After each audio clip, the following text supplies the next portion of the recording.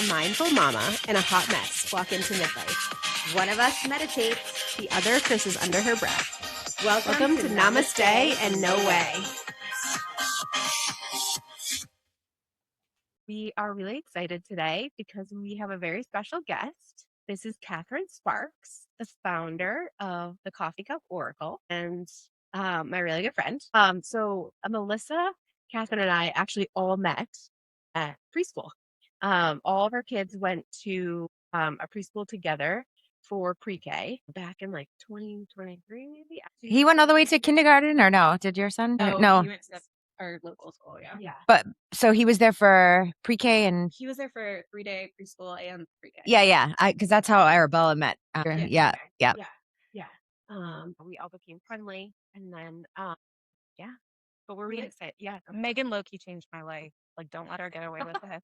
She was like, "Hey, Kathryn, there's this group I'm in. I think you might like it." And she's like, "I don't tell anyone this, but I'm telling you." And turns out I did like it, and it changed my life. So thanks, Megan. What is this group? it was a priestess group. Oh, like a witchy thing, right? Hey, do you want to go like into the woods to like this? Wait, it was in the woods? It wasn't. She was like, "Hey, I don't know if you're interested, but this group I'm a part of has this ritual that's free for outsiders to join if you want to check it out." And I was like, I've always been interested in this. Like, I always call myself a witch, not like in the negative connotation, like the wise woman way. And I was like, why not? I'll check it out, whatever. So I went in and I didn't know what to expect or anything.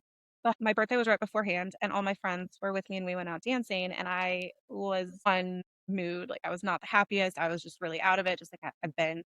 And then after I attended this Samhain ritual, I was like glowing. Like, my friends noticed a physical difference in how I was interacting. I was like, Megan, I love this.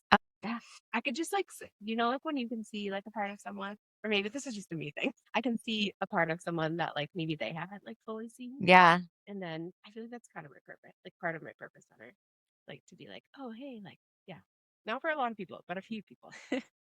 Kathryn be one of them. Like, I already knew this about myself. I just didn't know like there were others similar to me, not in like the like super like That's a good performative way, but in the actual embodiment way. Yes. Yeah. It's funny that you call yourself a witch, because Arabella and I, we always say that we're witches, because like we can, like, we'll say something and then something will happen, or like Arabella will dream about something and then it will happen. Like, I always say it's witch. And my mom also is a witch, big time. Like, she has very good intuitive. I don't find it negative at all. I like, when I call myself a witch, I find it like it's almost magical. You know what I mean? Like, so it literally means wise woman. So it refers to those women who have the knowledge of all the things. And so it should be positive. Yeah. But I still struggle with it. I prefer priestess or oracle or whatever. I like witch. When my son came home from school one day, it was like, I had a play date coming over. He's like, Mama, I told him you're a witch. And I was like, why? Like, what? Is at your school that I'm just a witch? He's like, yeah, you're a wise woman. I was like, you know what? I should just own this. Yeah.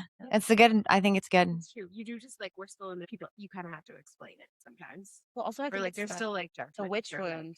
The witch wound's a real thing. No, for sure. Is it safe? Are people gonna hang you? Yes, legitimate. I feel like Melissa cares less about what people think. No, I don't. And Arabella's, I feel like I've raised her like the same way. Like, she'll always say, "Oh, mommy, I'm a witch. I heard this thing, and then I told them that this was going to happen, and then it happened." And I was like, "Oh, yep." Yeah, you should have. And my cousin, we always call each other witches too, because we'll be texting each other at the same time, and I'm like, "Witch," and she's like, "Witch." It's funny.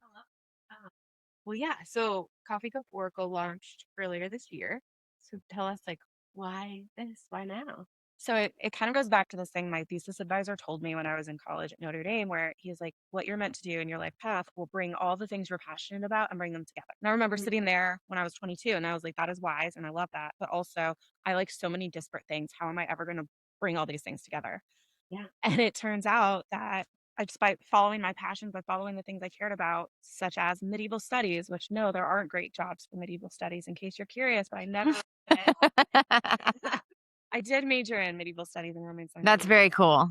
It was awesome. And I learned so much, and how I was taught to think and synthesize. It's all amazing. Like 10 out of 10 recommend it. But like, obviously most parents don't want their child to major in medieval studies. I think it's a major at 11. It's not. No, it's not. Notre Dame has wanted to do. I love it. But by following these passions, it's like I was just trusting that at some point it would come together. And I didn't know how. I was like, maybe I should be a librarian. Maybe I should, I had my own little crafting business that my friend and I still do as well. But it didn't tie everything together. I went through a period of like extreme stress this last fall. And the day after Christmas, I woke up at 4 in the morning with this idea like fully formed in my head of the offering I wanted to offer, of the name, of the whole like brand, of the style, of everything. And it just like came to me, whether you want to call it inspiration or an epiphany or a download from spirit, it was just like fully formed in my head. And it was like, this is what I meant to do, and I'm going to do it right now. And I hate social media, right? Like I was not on it for years. And I started a social media platform and it's just trusting that this is what I meant to do. And it's honestly been the most like fascinating, thrilling thing I've ever done. It's so beautiful to see how it pulls together the academic side, the creative side, the spiritual side, all in this one beautiful container. And then I get to go and bring clarity and peace to people in the world. And that it's just like, it's so beautiful. That's so cool. Checks all your boxes. Yeah. And that is like so funny that you remember that your professor said that. And then Yeah, he was like my husband described it like he was my Yoda. I'm not really a big Star Wars person, but like I would come to him and be like, I don't know what I'm doing. That thesis, this what, and he would just be like, Kathryn, and I would leave feeling enlightened. He still is amazing. So cool. You mentioned social media, and I know like for a lot of entrepreneurs that can feel like really intimidating, and also like there's so much pressure that like, hey, if you want to have a business, like today, I feel this way. Thanks for joining us today. We know your time is valuable and probably interrupted, so we're grateful to be part of your chaos. Make sure you subscribe so you don't miss our next episode. Leave us a review if you loved it, or even if you didn't, we can take it. We survived father tantrums. Woo! That's good. I was like so excited. That is really good. So it's awesome, and that validation. That's like viral. Yeah. I was like, what's the chance of this? And I saw account on Google. It was like, Namaste, 1%, bitches. positive. Yes. No, it's a big struggle. I was off social media for years, just like I'd occasionally lurk, but I was not active at all and by choice. And I didn't feel safe on it. Not to compare myself to Taylor Swift, but I did have my own like mini reputation in college where people were saying all these rumors and horrible things about me on the internet and people were believing it. And I just kind of like shut it down, locked it down, and I was done. But I just, after going through that stress, like dealing with my son who was in the hospital and like other things in my life, you kind of reach this point. I was like that tower moment where the tower has fallen down and you're like, why not do this? Like, what kind of, What do you have to like, lose? exactly. And it's like, I don't want to say the tower moments are what make that, like, make you do that. Like, you don't have to suffer through to fulfill your dreams like that. But it does leave you in a place where you're like, why not? What do I have to lose? Like, if it fails, who cares? Like, no one's going to know anyway. Like, I only care about what I think right now. Yeah. And so that did empower me, but I do still struggle with it. And do you feel like though like kind of like because you created like continuous content, like do you feel like that has like helped even like strengthen like how you feel about the brand? Definitely. It's given me, well, like I never studied business. I don't know anything about being an entrepreneur. So like wish me luck, guys. But I just didn't know anything about like brand voice or templates or all those like businessy like words and phrases and ideas. So I'm just kind of doing what I can and seeing what works, seeing what doesn't work. But my big thing is I'm gonna stay authentic to who I am and myself. Like I'm not doing dancing, like nothing against dancing rules. If you want to do it, do it. But like that's not me. And so I'm not going to try to like pander and get followers by doing trendy things just to get followers. Like if you want to follow me, that's amazing and I love you for it, but you should follow me because of what I offer and who I am, not for no reason, you know. Yeah, it sounds like that makes sense. Yeah. It's like a place for you to like build your like own like it's like your show up like really authentically. Yeah, exactly. Yeah. Yeah. That's so cool. Thanks, guys. Yeah. And so tell us like what's like are your offerings? Like what kind of things do you offer? Yeah, so Coffee Cup Oracle's a mix. I'm a perpetual student. Megan and I talk about this all the time. I don't know if you love to learn too, like we do, but I just like always like a little less. You're better at doing. I like to do things. I like learn through doing. Like I mean, I will read, obviously, like I had to read that stupid cat tower. Like literally, I was like, oh my God, thank God they're all labeled and like I'm good at putting things together. So it was fine. But like I'm not like it has to be really interesting, but I do read a lot on vacation when I have the time. Like I can read like 4 books in a week, like easily. So I do like to learn as far as that's concerned, but like, I don't know if no, but like so it's so funny because like literally I changed my career and went to school at very late in life. And I'm like, literally, I'm going to be going maybe to nursing school. I haven't decided yet. Thanks. I have to take my Kaplan and everything else, but like I've been studying. So like, I'm like, should I do this? Should I not? Like, I kind of just want to take the test and see if I pass. And then if I don't, I'll study because I feel like I could probably pass it without studying, but I don't know, but I don't want to fail either. But I want to see also how hard it is to see if I could do it. You know what I mean? I don't know. It's like one of those things. But I do like to learn. I feel like you're always wanting to go to school though, or something, right? Oh yeah, I love school. It's like Kim. She wants to go to school all the time. No. I do love it. My original dream was to be like a professor of medieval studies, talking about the role of women in history. Why didn't you do it? We kind of do that. Well, that's the thing. Like, I saw there was only one path forward, which was like through the medieval studies, and I did want to go to grad school. But I was in grad level classes as an undergrad, and I saw that there were the grad students who went straight to graduate school. And no hate against people who do that because it's an absolutely viable thing to do. But then there were the students that came back who were maybe 30, not 22, who are a little older, and they just had such More experience. perspective. Yeah. And I was like, I want to be that. I want to have this experience and depth of wisdom. Before. Exactly. But then, life happens and I got married to my college sweetheart. We had babies and I didn't want to have to choose between my kids and academia because obviously I love them both. And I'm not one of those people that can, like, to quote Ron Swanson, half-ass two things. I want a whole ass one thing. I mean, not like you have one kid, you have three. I do. So have three. Yeah, that was a decision. actually, I always wanted to have 3 kids. If I had started earlier, I probably would have had 3. That's like my number. I love Yeah. it, but it's a lot. But maybe God knew that I couldn't handle it. So I don't know. Maybe. You never know. You never know. But it's like, so I wanted to be home with my kids and to give them that. And I wanted it for myself as well. But then I got to a point where my kids are a little bit older now. Not the youngest one's almost 5. So like we're still in it, but it's to a point where I felt comfortable, like, okay, we can get a sitter and maybe I can start. Mm-hmm. They can speak. Yeah, exactly. But I realized, and maybe this is something like Megan wanted to ask about too, is I got to a point in my life where I was like, I checked all the boxes, school, husband, kids, house, like everything was great. I had no complaints in my life, but I felt empty inside. And it's not because there was anything wrong with what I had. It was just that I wasn't being true to myself. Or being fulfilled. Exactly. And so then I started being like, okay, what can I do to be fulfilled? So I started working at a library and that was fine. And it was fun to get away from the kids, but it wasn't like the depth wasn't there. I need depth. I have a lot of Scorpio placements. Don't come at me, people. But yeah, so what happened is I had a friend who told me to get a tarot reading and I'd never had tarot and I was terrified. I was like, I don't want to know what the future is. I have this like dread for the future. Yeah. At all times pretty much. But I did it for fun. Like, why not? So I went into this tarot reading place and the woman absolutely was not reading me at all. Like, she was like, "Oh, you're single, you're in your 20s, you might date a cop and get pregnant by him, so be careful." And What? yeah. And I was sitting here like, who are you? Like, I didn't confirm or deny. It was my first reading. I didn't know what to do. But I was like, nope, no, this is not true. But I was so intrigued by it that I picked up a deck and taught myself and was working with it. And so then I was like, oh my God. How did you teach yourself? I wish I remembered. You just sort of felt it? So I've always had like the intuitive. Yeah. But I also am really good at memorizing things. So it's like tarot's so interesting, and I'm gonna just dive into it. Yeah. It's like each card has its own meanings and definitions, right? Like people say what they mean, and it provides a really good framework. However, you can't be, in my opinion, you shouldn't be too literal about what the card means, because I have been to tarot readers who like see this certain card and they're like, oh, this means this exact thing is going to happen. It's more vague than that. It's more or deep, it's I guess. The archetypal energy Mhm. that provides the structure. But you also can't like just read it intuitively, because I had a friend who didn't know anything about the tarot cards, just look at a card and like read it for me. And it was like completely not what was happening. to me at least, and like everyone can do it their own way. There's not just one way, but for me, it's like the interweaving of the intuitive and the archetypal energy that each card represents. It's probably a more valid reading. Like you need the masculine like structure container. Yeah. And then like the feminine can like flow through it. Yeah, absolutely. Yeah. All right, put it. Yeah. That's cool. Yeah. So I started like memorizing the cards, and then just by working with them and then noticing like, oh, when this card comes out, this is what it means to me. And like each reader will develop their own like dictionary of the cards. So like one person might read the 3 of Cups as like, oh no, that's a third party situation.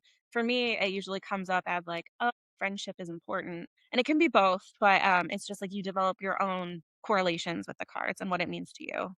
And the same is true for like mediumship. When you do mediumship readings, like spirit can show you an image that might mean something different to someone So else. are you medium? You're a medium too? Yeah. So it's I do tarot.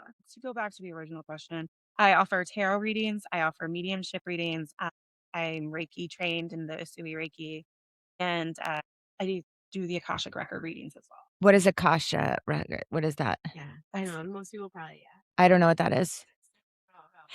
do not, because I still am. Do you do it too? I do not. No, Oh. I've had 2 Akashic record readings. I don't know what that is. Yes. So the Akash, if you can imagine, the Akash is like that energetic field. So if you think about like the human consciousness, if there's one common human consciousness, and you can call it the divine or spirit or whatever, but we're all connected. We're all human. Like your soul, sort of? Called it like the collective. Yeah, the state. collective Okay. consciousness. Yeah. Like that doesn't go away even when you die. Right. Yes. And like everyone has access to it. And like within our society and culture, like we all have things that mean the same thing to us because of this collective Right. understanding of it. Okay. So the Akashic Records is like, I imagine it like a library in my head. And it's the records of everyone's soul, like past, present, future. Mm. So like time exists in the 3D human realm, but in the Akashic, it's past, present, and future is all in the eternal now. Like the time doesn't exist in the same way.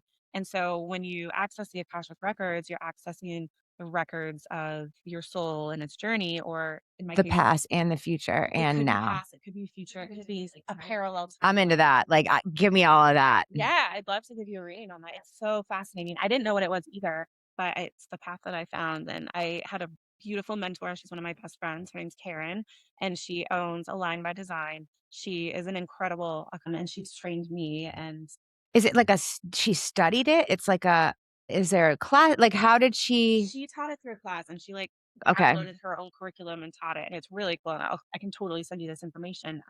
It sounds really cool. But you access it similarly to all the other spiritual work we do. It's like you drop into like your spiritual essence, like, and it all kind of comes together. It's all intention is so important. So you go in with the intent, like and with the consent of whoever you're reading for. Is huge, important. Consent's great. Just be like, I would like to read for this person, and this is their question, and whatever comes through is what comes through. So like I have had, like there's no control over what comes through, basically. I don't control anything. Right. And I really strongly believe this. Like as a medium, as a tarot reader, I am just a channel. Right. My job is to be a channel, not to like direct it or guide it. And is there sometimes that nothing comes through, or is it pretty much always something? I haven't had nothing, but I can imagine that like sometimes when I ask questions for myself, like I'll pull cards and stare at it, and it's just and you don't yeah. I'm like, you know what? I'm not in the right space for this. Okay. Because when you get all mental in your head and the thoughts and the overthinking, like that blocks. Right. And that's I overthink a lot. I think everyone overthinks a lot. People definitely. Yeah. So like the Akashic readings are cool because everyone has their own style of doing it too. But I've had it where I literally like step into a library and like open a book, and it was like a book about my soul. And it doesn't have to be a library though. That's just how we can like phrase it in human terminology. Right. It's just the channel. The energetic records. Yeah. And then one time I was like, oh, I should read for this friend today because she had asked me for one. And immediately I was transported like back watching this past life of hers. So it can come through in a couple different ways. And it's fascinating. And I love it. And it doesn't freak me out at all. I'm like, this is amazing. It doesn't freak me out. And my cousin's son, the one Arabella goes to school with, who we're really close. When he was younger, he basically told my cousin that he had this life. And he told her all about it, and she believed him. She was like, I believe him. She's like, I believe that he went through this. I mean, when he got older, he didn't speak about that anymore, but it was so true. And like for a little kid, and like my daughter always had like these, remember Hammy? She had like this experience where I thought we were buried over like an Indian burial ground, basically. Cool, but a little scary in the beginning because my wife used to travel, and there was like this weird energy outside my bedroom door, and my mom saw this hand come up in the bed, and she like swatted it away, and then like she prayed, and then we like were like, should we get a priest here? Like I was like a little bit freaked out by the energy, and then Arabella was saying that Hammy was saving her from like the people with the white faces. They were hitting her, and I was like, what white faces? I was like, and then my neighbor was the one who told us that she thinks that this neighborhood is built over an Indian burial ground. So I was like, wow, that's really crazy. Cause I guess they had some entity in my closet, which it's not in my closet. There's nothing but clothes in there and bags, but like literally like that's where it was. So they used to keep the closet door shut all the time. So when Kristen, my next door neighbor, told me about it, I was like, oh my God, what? Like, I was like, well, thank God it's outside the door now. And we used to shut all the doors at night, and now we have everything open and everything is gone and like great now.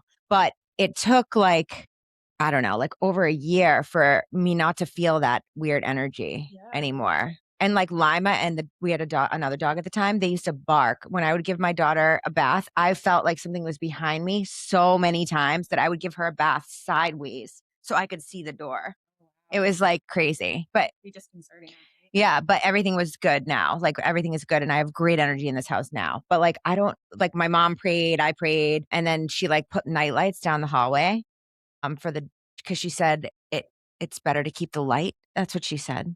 And after that happened, like it was all good. I don't know what she did, but my mom is kind of like, and she believes in spirits. She definitely has seen ghosts herself and like spirits and like feels spirits. And like I said, my mom's a witch. So like, I think my mom is more open to that. Like I was not open to it until maybe more recently, especially when my daughter was born. Like I was because she was talking about like thing. I was like, oh no, there's no ghost. But then I was like, well, is there? I don't know. Like That's the thing. Like, I remember the ghost that came to me and was like, get up. yes. Yeah, in the house. But I haven't had anything in probably 5 years now. So it's been a long time since I've had something. But when Kim used to travel, when I first moved here, the energy here was so weird. And like, I was like, is it my own mind playing tricks on me? Like literally, but like I would walk outside the door and it would be freezing cold outside my door. And I was like, this is not normal. My heat is on like 74. Like there's no way that it's cold out here. It was so weird. I mean, I think energetic presence can linger for, and if it was tied to your daughter, it could have been in a very protective way or, Yeah. it's so Well, fascinating. Hammy protected her. So Yes. I'm like, was he a like lunch meat? What is he? I'm like, I don't understand. It was so funny. To do when they experience like that, like Well, I want to protect my you kid. wanna protect your kid, but like, do you run into that sometimes with clients, like being like maybe Someone's coming. oh, there's Marcy, it's the kitty. Like maybe like they like are curious about connecting with someone who has passed away, or maybe they're having a similar experience to like what Melissa's describing, and like how would you like help them think about it? So in that specific instance, I would say, like, I don't really believe that most souls stay as ghosts and that they're here to haunt. Like I think the energetic residue can still be here, of course, but once you die and you move on, like the human emotions of fear and anger and vengeance, They're gone. they're gone. Yeah. It's just love, which is really beautiful. So please try to remember that. So if there is this energetic sense and like if this is a burial ground, if massacres happened here, that energetic presence It's probably still here. Yeah. and you can feel it and we're not always logically conscious of it but you feel it if you just kind of acknowledge it and say, hey, I'm acknowledging that I'm feeling this, like what can I do for you, and try to like interact and talk with it even if you don't hear responses back, but just like acknowledging it and trying to work with it instead of just like shutting it out. Yeah. I didn't shut it. I was like, I told everybody about it because it freaked me out like a lot. And I was worried that I'm like, but my grandmother also had come to my daughter. So my grandmother passed away 3 weeks before she was born. So like literally I was like, she knew what my grandmother looked like before we even showed her a picture or anything. So we didn't have any pictures of with her because it was so recent. Beautiful little love bug. And we moved like 1 month after, she was born. So like it was like we were here and like we were still sort of like processing. I think so. What I This is understand- podcast kitty. So okay. So I have like so many things to share Yeah. with this. One, there's a researcher, I think it's at the University of Virginia, who's been researching and recording and documenting children who remember previous lives. And it's like it's a phenomenon that happens. They've verified several of the cases, researched it, and like, yes, I fully believe in past lives. I've done past life regressions. I've seen my own past lives. Like, Do some people start as like a new life though and they don't have a past life? yeah, some people do.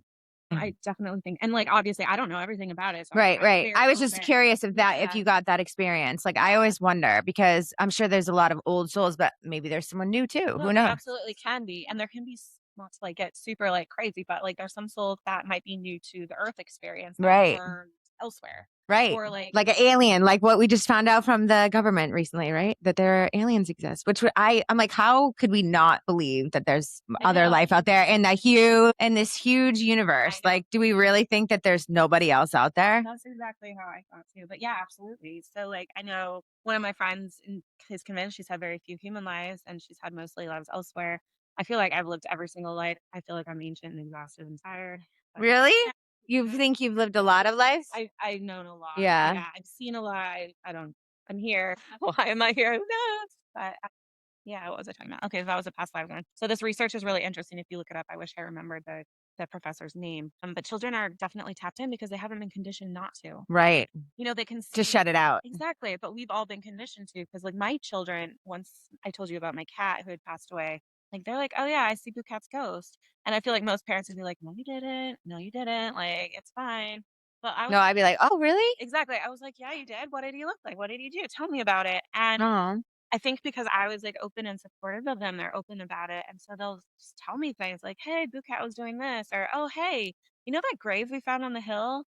Because when we moved into our house, we found like a little slate that said Snoopy on it. They're like, we see Snoopy the dog now too. I'm like, Okay. tell him not to, poop in my house. And like at first it was like humoring them, but the more and more that I like learned all this stuff, I was like, oh no, they're absolutely right. Who am I to say that they're not seeing this? Yeah, like whenever we see a rainbow, like our chandelier will like reflect rainbows only sometimes, which is really rare. Maybe it's just where the sun is, but like on the wall, and she'd be like, "Oh, Lima's here," and I'm like, "Yeah," and like I'll feel Lima sometimes, like my Lima bean. Like the signs, like spirit is constantly trying to communicate with us through signs. And if you're aware of them and acknowledge them, then you're going to notice even more and more. But if you're just like, oh, it's just a rainbow, oh, it's just this, like, and you shut it down, like they don't have a lot to work with. So everyone's capable of this communication with spirit, with whomever you want to call it. But it's just being open to it and taking the time to actually like, tap into it and sit with it. Mm-hmm. Yeah. Yeah. So cool. Yeah. I feel like too, like for mediumship, it's like, I know for me, I don't know if you've ever been to a medium. I have not. Okay. I'm a little scared of it. Not scared because I'm just like, like I was raised Catholic and they say like, oh, this is like, you're not supposed to go to like a tarot reader or whatever. But my wife sort of explained it like they're not telling you to do anything like bad or anything. And they're not telling you bad things. They're basically like you said, a channel for like energy and spirit. That's exactly it. So I also was raised Catholic. I get it. Mm-hmm. But I would do it. Like A lot of unlearning from that. I mean, yes, I'm married to a woman, so like, Yeah, there you go. and my daughter goes to Catholic school, Yeah, and they're so supportive of us. it can be so beautiful. It's not like It is, individual yeah, Catholic. It's yeah, it's not. And like, I love my daughter's school. I love the women who like run this school. It's all strong women, educated, strong women, and they are so supportive and so great. And I feel really lucky that we were able to like, kind of bridge religion. Because I like being religious. I like having like a spiritual grounding. absolutely.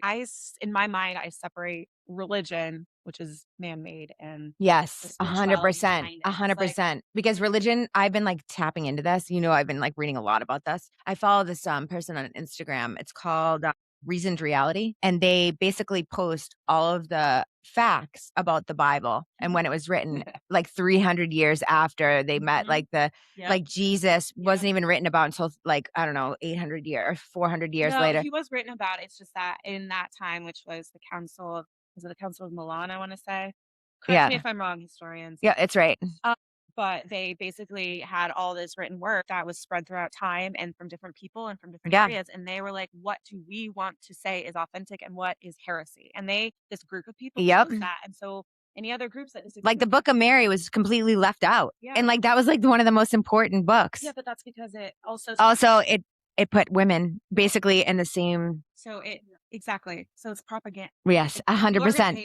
No, I don't think they're gonna hate it because I believe that it is propaganda. Some people do think it's like you know what? If that is what gets you through and makes you happy, Yeah. I'm not going to say anything against it. But the specific people picked what they wanted to say was and what authentic, they wanted in a book. and everyone else was a heretic, and they would kill them. They would Mhm. disown them. They would like the Gnostics, the Yep. Cathars, the Beguines. Is that what it was? This group of women and that was religious in the 1200s. They were like, "Oh, these women are too powerful because they don't need men. They're just like women living on their own in their own little community, Mhm. not even doing anything." And they persecuted them because it was, God forbid, Mhm. I could go on and on about this. It's just, yes. It was probably a great community to be honest, but It sounds great. But like Margaret Ferrette was one of them. And I'm probably saying that wrong. I don't speak French really. But she wrote this book about how like you can find your own like enlightenment through your own journeys. And it's like the embodiment of the divine. Whereas a lot of times, and Megan and I were talking about this at breakfast, you're taught like being human and being in your body is shameful and sinful and you need to escape and like elevate yourself, when really that's only like half the equation. The other half is like we are divine beings in this body. We are inherently divine as humans. We are not, man, I'm going to go too far on the soapbox, aren't I? Sin originally meant womb in the ancient Aramaic. I know I read it. So this is why I follow this So, Instagram, like, and then I started reading stuff about like on my own, and like the word homosexual was not in the Bible until 1946. It was called Molokai, which actually meant deviant behavior, like that was like not consent or not consensual or like someone taking advantage of someone. Well, that's exactly. It's like literally not what it said at all. Exactly. Like, Same with, don't get me started on this. yes, it doesn't mean that you're like the divine virgin and never had sex. It means that you're right. It means you're sovereign in and of yourself, or like, Yes. in the traditional, like, if you want to go academic, because I've had sources that say like, oh, it means you're a woman unto yourself. But if you want like actual academic sources to point to, it can be translated as just a young woman. Yep. It has nothing Young to do with woman. sexual status. Nothing. It was perverted for the control in later centuries, just like the word whore meant priestess, just like sin means sin now, but it meant womb. So yeah, we're all born in sin. We're all from a womb. Yes, exactly. It's so wild. Like it's I guess very interesting to me too that like all of, these learnings that I learned my whole life, like and religious things and then like coming to terms with the fact that a lot of it is made by a man who wanted to control women and the society. A Yeah. lot of times people like maybe like suspect things like that doesn't feel right. And I think people do, like you're saying, like really do crave some of the things religion gives us Absolutely. in that community. Because I do believe there's something else because I watched my grandmother speak to the other side before she passed away. But I don't think that like there's a hell that everyone goes to. I don't. I think that everyone probably goes to the same place. It's probably a state of consciousness. Energy cannot be destroyed or recreated. So like we're going somewhere. And I do believe there's some maybe other, supreme being, but I don't know what it is. Do you know what I mean? And I don't believe that it would send people to burn for the rest of their life. No. You know what I mean? I just don't believe that. Right. I don't believe that. Who's you to judge, right? And who's to say it's even a guy? It's not. Life comes from women. Like Yeah, exactly. It can't be a guy. yes, that is a very Probably not. Yeah, exactly. It's probably like an entity or something, and who knows? yeah. So it's really fascinating. And so like I was raised Catholic as well. I went to the university and I studied Dante there, and as part of my romance languages with this professor who turned out to be my thesis advisor, the one I chose because I just adored him so much. His name's Christian Maves. He's amazing. Hi, Christian, if you're out there. But studying Dante, which was a text written in the 12th, well, written around 1300, like I'm not going to get into too many details right now. You guys don't need to know them.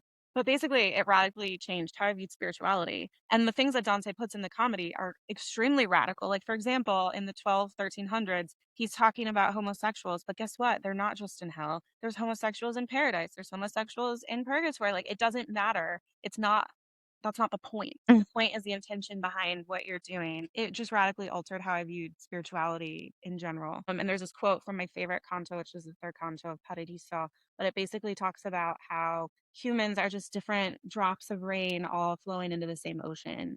That's how I kind of That's a very good analogy. like we're all part of it. Like it's part of all of us, but we're all unique aspects of it, experiencing different experiences. So that's my Dante.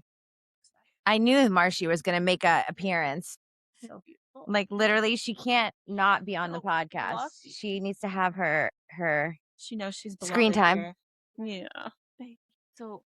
So yeah, to go back, so like we talked about, we're both like kind of like nervous around like the mediumship situation, and like I went to a medium in high school, and like it wasn't a bad experience, but I just like I don't know, and like in TV shows you see like kind of like this dramatized right, like and so before I did a reading with you, I was like, I don't know, like pretty soon after my dad passed away, I was like, well, like I'd be curious, like, but I like waited like quite a bit of time till I felt like ready. It was a year. It was like a year, yeah. And then I was like, okay, I'm ready. But I feel like the way you relate to mediumship or like the way you talk about it, like it just was like such a powerful experience, and it didn't feel like uncomfortable Or overwhelming. or like, it was just like really really beautiful, and it felt so supportive, and like Did you have closure or like did you like no, I don't think I was looking for closure. Okay. I think I was looking like because I've like connected with my dad in different ways, but I think it was almost just like this other like path, or like it almost was like a piece of a puzzle for me of like fitting together like how it works or something. Like I don't know if that makes sense. Which Like kind of eye-opening a little bit. and then also just like deeply comforting. Yeah. So I don't know, like, do you want to talk about like how Yeah, you I'd love relate to to. mediumship, and like Sure. what would even maybe even like what does a session look like for Yeah, someone that's like I'm absolutely. curious, but So I want to start with the story of my own first mediumship read because, like I said, I never did tarot. I didn't do mediumship when I was younger. Like I was always open to things, but honestly, I was a little afraid of what would come through.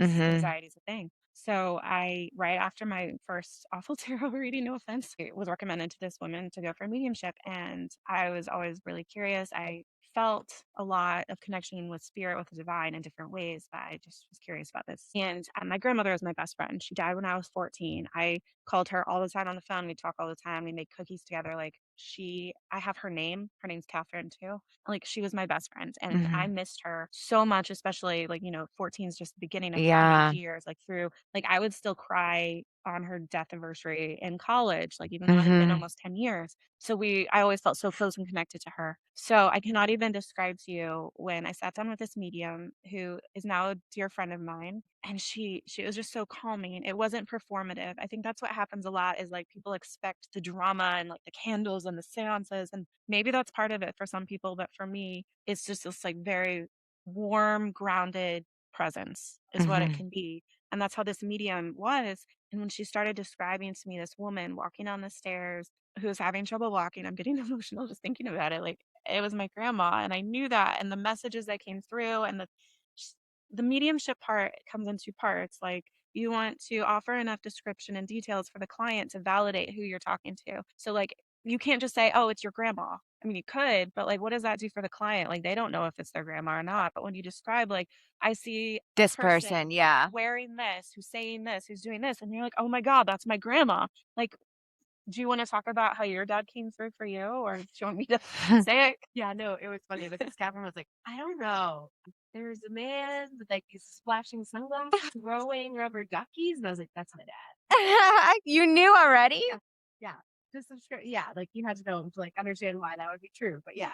Yes. And that's the thing about mediumship. It's like as a medium being trained, like you're taught, like you just say what you receive and trust that it'll make sense to the person. So there have been times when I've said things and it didn't resonate with the person at the time, and that's going to happen. But most of the time, the goal is about 80-90% should make sense to them in that moment. And like, obviously, like I have to raise my energetic vibration and spirit has to lower theirs. So like when I'm doing tarot or Akashic records, that's like connecting with your energy, and we're both humans, but spirit is spirit. Like we're Right. at a higher vibration. So I raise mine, spirit lowers theirs, and we meet in the middle. But sometimes names come through really clearly. Sometimes I get like a letter. And it Right. doesn't mean that like I'm wrong or spirit's wrong. It's just sometimes the communication gets garbled. Right. And it happens. Right. But it's just a really okay. So this first mediumship reading, my grandma came through. I was crying, the medium was crying, and then she got really quiet and still and was like, I don't know if you're religious, but Mother Mary's coming through right now. What? And to me, I don't talk about this aspect of myself a lot, but I've always been extremely spiritual. Like Mary's like my mom. Like she's my like surrogate mom. I talk to her constantly when I'm scared. I go to Mary. Jesus too, but it's more like that mother feel that I Mhm. need. And so my whole life I've had this really deep connection with Mary. And I had a dream once when I was a child. I forget how old I was, like 10, 12, somewhere in there, where Mary came to me and gave me a rose and said, I'm always with you. But like, it's so easy to write off dreams, or like it's 20 years ago now, like, I don't remember, but Mary came through and I just like the feeling in my body was just so like in awe of the energy that was there. I was crying, the medium was crying, the message was so beautiful. And it was unbelievable. The experience in general, I felt like it perpetually changed my life. Like in that moment, like I reached out to the medium afterwards and said, would you mind meeting with me to talk about this? Like, I feel like this is what I'm meant to do. And so she met with me and gave me some recommendations of where to start and books to read about it. And it was like from that point forward, it was like, That's what you wanted to it's do. I love all the work I do, like, I love doing tarot readings, I love all of it, but for me, mediumship holds a special place, like, it is such an honor to be the person that can connect through to your loved ones for you, Mm. and it doesn't have to be people, it can sometimes guides come through. I've had pets come through, people too. It's just, like, it's such a beautiful, humbling experience, like, I'm never gonna be like, "Oh, it's because I'm special." It's not, like, I am just the channel, I've been Right. trained to be that channel and to be able to bring peace and clarity and comfort to people who've lost loved ones, who miss them. It's just an absolute honor. There's no other way to put it. So rewarding. Yeah. It's so cool. And like when you find that thing, you're like, this is what I'm meant to do. Yeah. You're like, yeah. And it's like at that moment, like before that mediumship reading, I didn't know if I believed in it. Like I was open to it. I believed spirits were around, that we just couldn't perceive them. But it's just like that whole, and it all happened at the same time. The same time Megan told me to go to this priestess group, it was all the same time. And it just like completely radically altered my life path to the point where I'm now a psychic medium who does Akashic records and Reiki. I ran into one of my college roommates in the Air Corps and we're still friends, but like not as close. And she was like, what's up with you? And I was like, well, I'm a psychic medium now. She's, what happened to you? And it's like, because if you knew me as like the academic, serious, like person, but to me, it's not at all because I'd always had that like Dante changed my life. And this is like that next step with it. It's just, it's so beautiful. You contain multitudes. So many. Yes. We all do. Oh my God. So cool. But like if you're wanting a mediumship reading, like everyone does it differently. But for me, I want you to feel comfortable. All you need is to have an open mind. You don't even have to necessarily believe, but you just have to be open to it. And my goal is to make you feel comfortable, to bring you enough information where you feel like you can connect who it is. And sometimes you might not recognize it in the moment, and that's okay. Or it might be a guide. That's okay too. But you should leave feeling heard, seen, supported.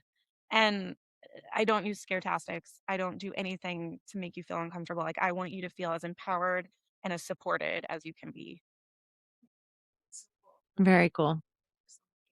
What's next for Coffee Cup Oracle? So I'm really excited. I'm finalizing my website. So by the time this podcast airs, it's going to be fully up. I'm launching it next week. And so through there, you can find all the information about the different bookings, and it goes into more detail about all the what's the word I'm looking for, Megan? Modalities that I use, so that if you have questions, and you can always reach out to, it should be answered on the website.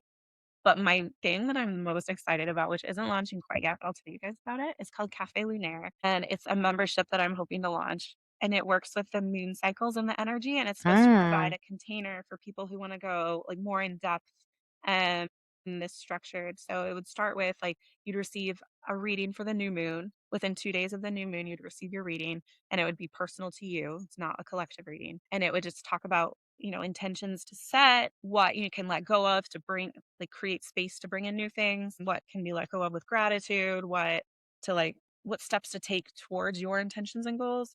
And it'll come with a summary of like what the reading is, and then some like journaling or deepening questions that you can sit with. And then there'll be a full moon one as well, because the new moon's about planting intentions, new starts. The full moon's about harvesting those intentions and releasing. So there's going to be, it's called the new moon macchiato and the full moon mocha. Cute. And then in addition to that, like members will receive discounts on the other services. And there's going to be, eventually I'd like to have a whole, platform where I'm educating people, like teaching. I am a teacher. I was a teacher for several years. So like incorporating that in and teaching classes on tarot and mediumship. I just want to create a community of people, and I want to empower my clients. Like I want to empower my clients so much to the point that they don't feel the need to come to me anymore because they're like, I got this. It's always okay to reach out though. Like I still go to tarot readers too because it's, first of all, it's fun, but also sometimes it's harder to see yourself clearly when you're staring. Yeah. Absolutely, when you're in it. Yeah, that mirror sometimes can help. Support. Mhm. Yeah. So never feel like you shouldn't go seek someone for like the reflection, the guidance. But my goal is to empower my clients so that they don't feel like they depend on me or tarot or anything to find the answers for their own life, but that they can find that strength within. Do you think you could give us like a sample? Could you do like a reading? Yeah, absolutely. I brought a couple different card decks. Is there anyone who wants one in particular? I'll do a reading. Sure. I've never done one. You've never had a tarot reading? No. Well, so I went to the Russian tea room in New York City like a long, long time ago, and they said we were going to get a flat tire, and we got one on the way back. Yeah. It happens. Also, And she also said that I was going to be famous when I was like in my early 30s, and that did not happen. So Yet. no, early 30s, she said. Oh, but maybe maybe it's that I look like I'm early in my 30s. So maybe that's it. free will exists. Like I can say this is where the energy is right now. And if you change something or someone Right. changes So maybe I changed the decision I made. you might have. I mean, he was creepy, that guy. It was a producer. I've had tarot readers look at the cards and be like, this specific thing is going to happen in this specific month because this is the fifth card and it's going to happen in May because May is the fifth month. And it's like, time doesn't mean the same thing in spirit. Right. And so like, and they don't even have concept of time. I feel like that. No. so no, that didn't happen. And the specific thing didn't happen. And so that's why I'm like, tarot cards, like the literal interpretation can only go so far because there's so much unknown and out of control. Like, does that make sense? I'm rambling. Yeah. Yeah. It makes sense. Free tarot guide too, right? We'll put that in the show notes. Oh yeah. That kind of describes or like gives people like enough information. Yeah, just to start. It's a guide I put together with some information that I believe. And again, like I am not the only tarot expert. There's so many different ways to do it. It's just how I do it. So, and it has a couple spreads and some like tips on tarot reading that you could do for yourself. Yeah, absolutely. And tarot can do yes or no questions. There's certain ways that people do it, but for tarot, it's open-ended questions are the best. So like questions like, what does spirit want me to know right now is very basic or general. Yeah, yeah. It can be like, That's a good one. what am I not seeing in my life? Or like, So the more open-ended and specific the question is, the better the responses you're going to get are. Okay. I have had clients be like, should I move to Florida? And I like, that's not my decision to make. And it's not really Spirit's decision either, I feel like. it's like outsourcing your own sovereignty. Right. Yeah. So what I do in those situations is like, I'm going to say, what are the benefits of moving? What are the challenges? And it's like, I will give you the information, but that choice is up to you. And Yeah. I'm taking no responsibility for Right. that. Yeah. So, what question? So, what does Spirit have to tell me? Okay. You ready? Yeah, I'm ready. Okay. It shows this ad deck for you. Thank you. Yeah, I love this deck. And it has Marshy on it. It does. I also find like each deck has its own personality. This might be an appointment one. This is is Marshy. Oh my god, it really is though. Okay, so you got the Page of Saucers. Page of Saucers, so cups or saucers are significant of water, feelings, water signs. I don't know what your I'm a water sign. Oh, there you go. Pisces? Mm-hmm. Fish. So it can Wild. And it flew at me. Pages are like the children energy of the oracle, so or of the tarot. So pages can be like you can have the negative aspects of the immaturity, but you also have the positive aspects of the curiosity and wonder. And the Page of Saucers, it's like a lot of times comes through as there's going to be a new offer coming into you. It could be unexpected because Okay. like you don't expect to see a fish flying through the air. It could be an unexpected offer of some kind of emotional means, like maybe a new friend's going to approach you, or there's going to be a deepening of a relationship. There's something coming in for you in terms of an offering, but it could also represent your child because it's the child energy. I don't know what sign she is, and it doesn't have. She's the same as me. My birthday. Okay. So this could also represent Arabella, maybe. it could be her energy coming through. So let's see. Need all the rest of the cards, don't we? Let's see what this Page of Saucer is going to bring through. And yes, there's a lot of boring shuffling. Is that popping out at me too? So we have the Hanged Man and we have the Four of Mushrooms, which is the Four of Pentacles. So the Hanged Man is all about perspective shifts. So something I feel like this might be Arabella because it's just coming through that way to me. Something that has to do with Arabella is going to cause you to have a different perspective shift, of view something differently. Because the Hanged Man, it sounds terrible, but it's not. It's all about like stillness, and in that stillness, finding different perspectives to view the world through. And so it's a moment of pause before change. It's a moment of like centering in yourself and opening up your awareness to other possibilities. And then the Four of Pentacles has to do a lot with like guardedness, being on guard a little bit. You're like not feeling like there's walls up. I'm always on guard. But I'm wondering if like having a child, has that shifted your perspective on like being on guard? Like, yeah, I don't have any guards with her at all. She's like all the way in. You know what I mean? Like, so something I'm wondering. It's definitely softened my. I want to get more details because I'm wondering if something's going to come through even like today when she comes home from school that offers you a new perspective shift. What's this Four of Mushrooms and Hanged Man about? Okay, so the Five of Cups here is about regrets and like challenges in the past. You see how the cat's focused on the three spilled cups? And so there's like grief, there's regret here. And it could be like holding on to something that you feel grief or regret towards, like holding on to something that you can't let go of that hurt you in the past. But when it comes out in reverse like this, to me, it's showing that like that's going to fade out. There's something that maybe you'll be able to let go of because of this perspective that Arabella is going to bring to you. And I'm going to try to find out more information about what that could be specifically. But do you feel like there's any regret in your life that you might be holding on to? Regret. Not even like it could be like something, an opportunity you didn't take, and sometimes it comes up, and you're like, maybe I should have done that. Maybe I should do this differently. Not that I can think of. That's awesome. The only thing I'm thinking of maybe, so my mom and I had like a little bit of like tension, and then we just sort of like resolved it. Oh, interesting. Okay, so the Hierophant came out, and specifically, we were talking about our religious upbringing. So this is what's coming through from Spirit right now. Is it might be? Is there still like some part of you that, like you say, you love the church and the religion? Is there some part of you Marcy's amazing. That might still like have a hard time reconciling like who you are and your identity with your identity as a Catholic. So my identity is not at all like I know who I am, but my mom is very religious, and she probably, I mean, she was raised religious also. She was raised Catholic, but now she's like in a different religion that I don't really agree with. Maybe that's what this And because I feel like it's very like patriarchal, very everything's wrong, you know. The Hierophant's all about like institutions, Mhm. higher learning, and like structure. Like I don't feel like my life is wrong at all. Do you know what I mean? But tension you brought up, like yes, it could be. that way. And this card in reverse, especially, it can represent like the restricting authority. It could be from like her church, and the Hierophant is higher learning and spiritual guidance, but in reverse, it can be like the shadow aspects of that, which religion Makes has. sense. All right. What's the advice in this situation? More mushrooms. Yeah. Take mushrooms. Take some mushrooms. I mean, microdosing is not a bad thing, right? Yeah. So we had the devil, no card. There's always good and bad. The devil can represent, The devil has angel wings, though. I know. Well, think about it. Yeah, and he fell. It's just a different perspective, right? Maybe this is a different perspective, but the devil can represent like unhealthy patterns in relationships, is what's coming through. And it can represent people trying to let go of, it's like in reverse, right? So upright, like these cats are chained and they seem to be stuck with this devil cat, but the chains are really loose. If they wanted to get out, they could. So it's like the patterns, the toxic patterns that we choose to engage in, even subconsciously. But when it came out in reverse, it was like a loosening of those patterns. So I'm wondering if your mom is really, if maybe your mom's the one struggling with this. Maybe. Like, or like maybe, so like I also have been thinking a lot lately about how I parent my daughter, and I don't want to make the same mistakes that my mom made. Do you know what I mean? Like, just because like I was a wild child and like she tried to like tighten the reins and like, no, not at all. And so maybe that's it could be like those old patterns that old patterns that I'm trying to break. because you're Yeah. aware of them, right? And that's like the reverse. If it were upright, I don't know if you would be aware of them. Right. And then the 7 of Pentacles here, I think this is really beautiful. And Pentacles is very earth sign, grounded, practical, physical. The devil's related to Capricorn. I don't know if there's any Capricorn. Oh, that's my cousin. Cool. The Hierophant's Taurus. And that's my brother. There you go. But the 7 of mushrooms is all about, it's like patience. It's like you making these efforts, planting these seeds, but they don't grow immediately, do they? No. You have to wait seasons for them to grow. And so it's like, you're not going to see the efforts of your parenting changes. You're not going to see it right away. You're not going to know you're doing the right thing right away.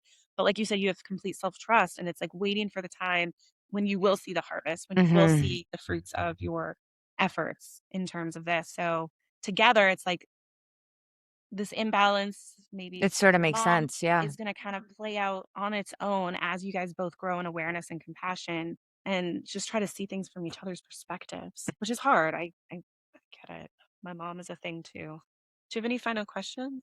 No, I feel like that is kind of clear.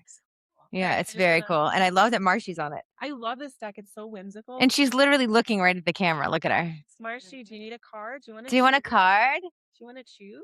I always try to get my cats to help with Marshy, do you want a card? I want to get a final message from Spirit, maybe just for everyone, even for you in general. For Marshy. Sometimes I like to, like, I'll bring through mediumship or, other things. She just wants to take a nap. Seriously, that's what the 4 dandelions, the 4 of swords is about. It's about taking time to nourish yourself, rest, restore. It's really important. And we have the page of branches. So that's, again, childlike curiosity and wonder and exploring new things. So Spirit's advice for all of us is to nourish ourselves, take care of ourselves, rest, restore. We're in a period before we need to go and do. Yeah. Take that time. Yeah. And then the page of branches is going to be curious opportunities and ways that you can explore the world. Potentially, like, for example, like the tarot, this is a new experience for you, right? This is kind of what the page of branches is all about, is like exploring different things, trying new things with this passionate like curiosity. I love it. Yeah. So interesting. Very interesting. No, put it in the show. Oh yeah. So I'm on Instagram right now, Coffee Cup Oracle. I have my website, which is functioning. It's at coffeecuporacle. So you can find me in both those places. I have a Substack too. I don't write as often, like Instagram, I'm pretty regular about. Substack, I write when I have time. That's more intellectual, deeper kind of content. Yeah, totally. Whereas Instagram can be both. Totally. Yeah, that's awesome. Dang, cool. Thank you so much for coming. Thanks so much for having on. This has been amazing. Even though our cat has been a little interrupting. No, cats are amazing. She's amazing. She's like a dog, but cats are magical. Yeah. She is definitely magical. Yeah. I love you, Katie. Well, thanks everybody. Yes. So nice to talk to you all. Watching. And Bye. And we'll see you next time. Bye. Thanks for joining us today. We know your time is valuable and probably interrupted, so we're grateful to be part of your chaos. Make sure you subscribe so you don't miss our next episode. Leave us a review if you loved it, or even if you didn't, we can take it. We survived toddler tantrums. Barely.